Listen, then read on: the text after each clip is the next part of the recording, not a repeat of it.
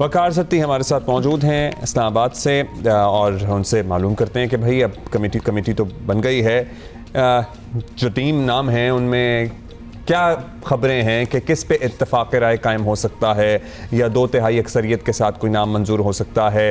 क्या जो सीनियर तरीन जज हैं उन्हीं का नाम सामने आने के इम्कानात हैं, या और भी कोई नाम हो सकता है? कोई सरप्राइज? जी वकार, अस्सलाम वालेकुम, बहुत शुक्रिया।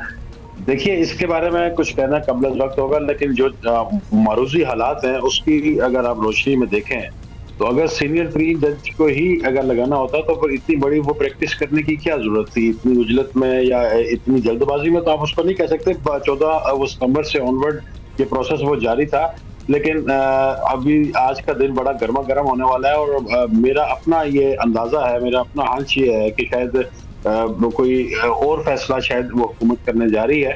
लेकिन जो भी ये फैसला होगा ये पाकिस्तान की तारीख में पहली दफा होने जा रहा है। और ये जो तजावीज़ हैं ये सिर्फ सियासतदानों की नहीं है, ये तजावीज़ तो मुख्तलिफ बार काउंसिल्स की हैं। जैसे चेयरमैन पीपल्स पार्टी को आपने देखा कि इस वो तरमीम से पहले वो मुल्क भर की बहुत सारी बार एसोसिएशंस के पास गए, वहां पे ये सारी चीजें वो डिस्कशन हुई और फिर इन लोगों ने आम आवाम से भी जो है वो तजावीज़ वो मांगी थी।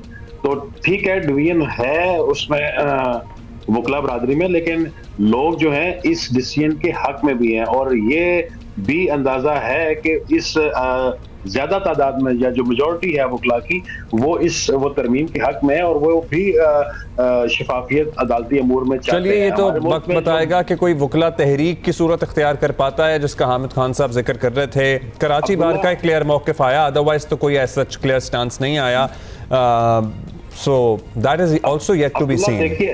देखिए अब्दुल्ला, हमारे मुल्क की एक तारीख है। ये जो तहरीकें चली हैं या जो कामयाब हुई हैं उनकी 2-3 वजूहात होती हैं और 2-3 उनके वो पोर्शन होते हैं। कोई भी वकला तहरीक अकेली कामयाब नहीं हुई जब तक बेंच जो है वो उसके साथ नहीं हुआ। बार और वो बेंच मिलते हैं जब, तभी जाके जो है वो कामयाब होती है। जैसे कि इफ्तिखार चौधरी के दौर में हमने वो देखा। इस सूरत हाल में ऐसी चीजें सामने नजर नहीं आ रही, क्योंकि इसमें बहुत सारी चीजें और भी हैं, सिर्फ एक ये चीज नहीं है। पूरी इन्होंने एक अदालती वो पैकेज दिया है। और जो ये लोग वो स्लोगन लगाया करते थे ना कि हम अदालती रिफॉर्म्स या अदालती इस्लाहात लेकर आएंगे, तो ये उस तरीके का एक वो काम है। और इस पे ये नहीं है कि पीटीआई अलग है, पीटीआई इस सारी एक एक चीज में वो उसमें वो उसका हिस्सा है, पार्ट एंड पार्सल है, उसकी मुशावरत शामिल है। और ये बेंच बनाने वाला जो वो मशवरा था वो भी पीटीआई का है। हमने देखा कि जो आईनी कमेटी बनी थी इससे वो पहले इनके रिटन मौजूद है, इनके दस्तखत मौजूद है वहां पे। जो मीटिंग मिनट्स वहां होते थे, जो लोग जाते थे, वो उनकी एक एक चीज रिकॉर्ड के ऊपर है जो प्रेजेंटेबल है किसी भी अदालत में। और उसके बाद जब ये तरामीम यहाँ पे पार्लियामान में हो रही थी तो वहां पे भी आप देखें कि इन लोगों ने मुख्तलिफ जो शिके हैं उनमें भी वोटिंग में भी हिस्सा लिया। कौमी असेंबली की पहली 2 शिके नहीं, तो सलमान राजा कहते हैं कि हमने तो किसी बात पे इत्तेफाक नहीं हुआ और हम तो सरासर इसे रिजेक्ट करते हैं, तो क्या मतलब लिया जाए उसका? हमें देखिए सलमान अकरम राजा साहब जो है वो बहुत ज्यादा काबिल एहतराम है, लेकिन वो इससे वो जाती हैसियत में तो नहीं हुए। लेकिन उनकी जमात क्या आप बताएं कि जो पार्लिमानी पार्टी थी, बैरिस्टर गौहर, उमर अयूब और एक दो जो और लोग हैं, इवन के हामिद रजा साहब, क्या वो उस कमेटी का हिस्सा नहीं थे? क्या उन्होंने वहां पे कोई तजावीज नहीं दी? और दूसरा, जो लोग पार्लियामान कौमी असेंबली में जो 12 लोग हैं वो कौन लोग हैं जिन लोगों ने वोट दिए? पहली 2 शिकों में हुकूमत के तो चलो 225 बंदे थे, 200 वो के 2/3 से वो ज्यादा हो गए, लेकिन 12 लोग वो कौन थे? उन लोगों ने तो वोटिंग में हिस्सा लिया और इन्होंने उस तरमीम की भी मुखालफत की जिसकी तजवीज इन्होंने कमेटी में दी थी। अच्छा, ये है कि ये पार्लियामान के अंदर ये कुछ और बात करते हैं, पार्लियामान के बाहर आके कुछ और बात करते हैं। जी Waqar, is it worth mentioning here के अली अमीन गंडापुर साहब तो वहाँ तहरीक चलाने को तैयार हैं, यहाँ बाकी उनके पार्टी मेंबर्स कंसल्टेशन में बैठे होंगे, इस पे कुछ कहना चाहेंगे या फिर वो करेंगे जो उनका काम है?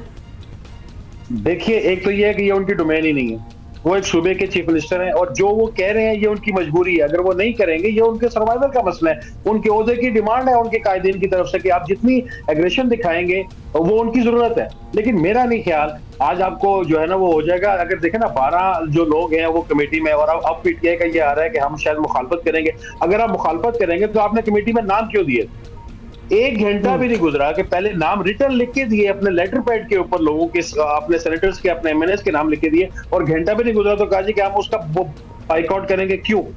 अगर नहीं जाना था तो आप उस सारे अमल को ही मुस्तरद कर रहे थे। बिल्कुल। तो अच्छा, इनकी पार्लिमानी सियासत कुछ हो रहा है, इनकी पार्लिमानी सियासत जो है वहां पे, मैं तो इनको कहता हूं बल्कि ये फ्रेंडली ऑपोजिशन है। आप देखें ये जो एहतजाज की बात करते हैं, यहाँ पे जो कानूनसाजी हुई है, आपको कोई एक नारा नजर आया, कोई एक आइन की कॉपी? That's right, वकार। अच्छा, फाइनली अच्छा है ना कि पार्लिमानी कार्रवाइयों का हिस्सा है, क्योंकि पहले बायकॉट करके इस्तीफे देख के भुगत चुके हैं बहुत सब कुछ। एग्जैक्टली, तो वो तो सीख लिया है, इट्स गुड टू लर्न। लेकिन finally what do you think कि आज फिर क्या होने वाला है? नाम तो फाइनल होना ही है फिर आज। हाँ, देखिए, मेजोरिटी और 2/3 अक्सरियत इस जो कमेटी है वो डिसीजन करेगी, और उसमें जो लोग शामिल हैं, इंक्लूडिंग जो पीटीआई के लोग हैं, बड़े समझदार लोग हैं जिनके नाम आए हैं, और वो डेफिनेटली कोई ऐसा एकतरफा फैसला नहीं करेंगे। वो फैसला ऐसा होगा जो वो मुल्क कौम के वसी तर मफाद में होगा, और ये इस हिजानी कैफियत से। अच्छा, ये पब्लिक होगी बात के ये जो लोग हैं ऑपोजिशन के, ये इस नाम पे इसरार करते रहे हैं और फिर हुकूमती अक्सरियत ने इस नाम पे इसरार किया है, this would everything would be told? अब देखिए अब्दुल्ला, आप खुद हमारे साथ रिपोर्टिंग करते हैं, आपको पता है। अब ये जो चीजें होती है ये डॉक्यूमेंटेड वो नहीं होती, जो शुरा होते हैं वही आके बताते हैं कि उसकी ये तजवीज थी, हमारी ये थी। लेट्स सी फिर क्या आती है तजवीजें मुख्तलिफ अतराफ से। थैंक यू सो मच फकाद, that is all the time we have. Thank you so much.